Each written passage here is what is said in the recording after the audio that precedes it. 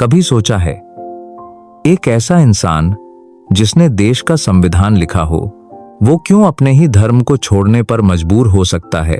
आज हम बात करेंगे उस निर्णय की जिसने लाखों लोगों की जिंदगियां बदल दी। डॉक्टर भीमराव अंबेडकर का बौद्ध धर्म अपनाना। यह कहानी है उस बच्चे की जो पढ़ना चाहता था, सीखना चाहता था, लेकिन समाज ने उससे कहा तू अछूत है, तेरा छूना भी अपवित्र है। उस बच्चे का नाम था भीमराव रामजी अंबेडकर। महार जाति में जन्मा एक मासूम जिसका बचपन किताबों से ज्यादा तिरस्कार में बीता।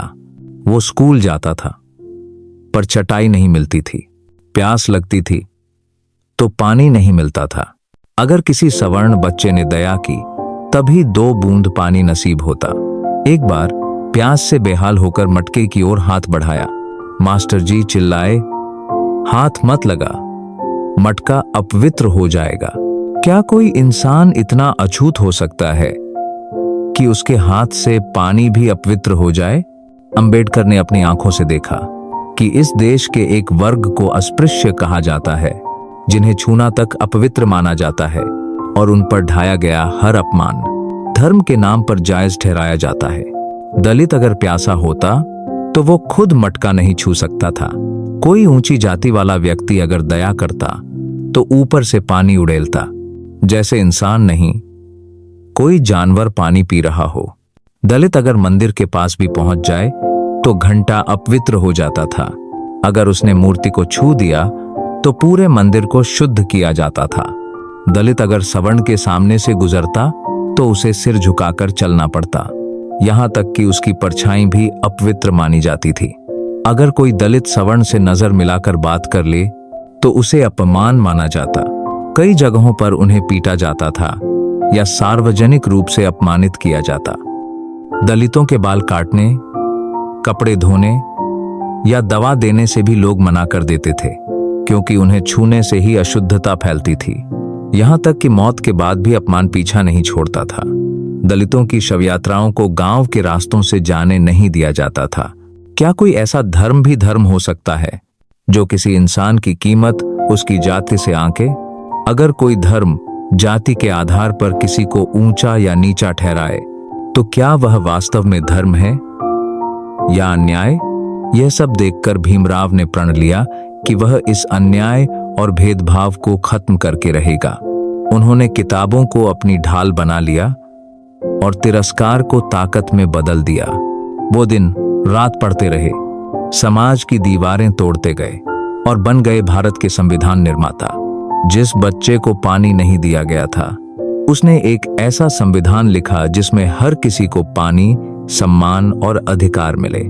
उनका बचपन सिर्फ उनका नहीं था, वो हर उस बच्चे की कहानी थी जो दबाया गया लेकिन फिर उठा और इतिहास बना दिया। डॉक्टर भीमराव अंबेडकर एक ऐसे धर्म की तलाश में थे जहां जन्म से नहीं कर्म से पहचान मिले, जहां इंसान इंसान हो, जाति का बंधन न हो। एक ऐसा धर्म जिसमें समानता सिर्फ सिद्धांत नहीं, जीवन का आधार हो। इस सवाल का जवाब उन्हें तब मिला जब वे पढ़ाई के लिए अमेरिका के कोलंबिया विश्वविद्यालय पहुंचे। वहां उन्होंने दुनिया के तमाम धर्मों का गहन अध्ययन किया। हिंदू, ईसाई, इस्लाम, सिख और बौद्ध धर्म। गौतम बुद्ध की एक बात ने उनके जीवन की दिशा ही बदल दी। ना कोई ऊंच है, ना कोई नीच। व्यक्ति अपने कर्म से महान होता है, जन्म से नहीं। बौद्ध धर्म ने उन्हें वो सब कुछ दिया जिसकी उन्हें तलाश थी। तर्क और वैज्ञानिक सोच, करुणा और अहिंसा, आत्मनिर्भरता और समानता, और सबसे बड़ी बात कोई जाति नहीं, कोई अछूत नहीं। समानता की यही चाहत उन्हें बौद्ध धर्म की ओर ले गई। अंबेडकर ने धर्म बदलने से पहले उसी धर्म को बदलने की कोशिश की जिसमें वो जन्मे थे। उन्होंने मंदिर प्रवेश आंदोलन किया, मनुस्मृति का दहन किया, जात पात का विरोध किया, लेकिन हर कोशिश असफल रही। समाज नहीं बदला और न ही उसकी सोच। एक दिन डॉक्टर अंबेडकर ने कहा, मैं हिंदू के रूप में पैदा हुआ हूं, लेकिन हिंदू के रूप में मरूंगा नहीं। महात्मा गांधी ने कहा, धर्म सुधारो, धर्म मत छोड़ो। गांधी जी मानते थे कि अंबेडकर का धर्मांतरण समाज को और तोड़ेगा, लेकिन अंबेडकर ने जवाब दिया, मैं धर्म नहीं छोड़ रहा, मैं अपमान छोड़ रहा हूं। कांग्रेस के कई नेताओं ने कहा, धर्म बदलोगे तो राजनीति बिखर जाएगी। अंबेडकर ने उत्तर दिया, मुझे सत्ता नहीं चाहिए, सम्मान चाहिए। कई ईसाई और मुस्लिम धर्मगुरु ने भी कहा, हमारा धर्म अपनाओ, यहां बराबरी मिलेगी।